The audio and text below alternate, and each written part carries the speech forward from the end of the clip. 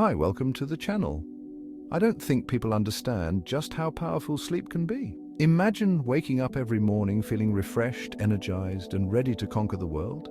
Imagine a mind sharp as a razor, emotions balanced, and a body that feels strong and resilient. This isn't a dream, it's the reality of prioritizing sleep. We live in a fast-paced world that often prioritizes productivity over rest. But let's be honest, how many of us are truly operating at our peak?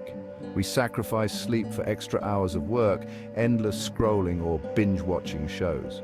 But what if I told you that those lost hours are stealing your potential? Sleep is not just a luxury, it's a biological necessity. While you're drifting off to dreamland, your brain is hard at work repairing, restoring, and recharging. It's consolidating memories, boosting creativity, and regulating your emotions. It's like giving your mind a deep clean and a powerful upgrade.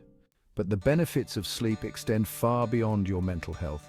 It's your body's secret weapon for fighting off illnesses, maintaining a healthy weight, and even looking younger. When you sleep well, your immune system is stronger, your metabolism is optimized, and your skin has a chance to rejuvenate. So how do you harness the power of sleep?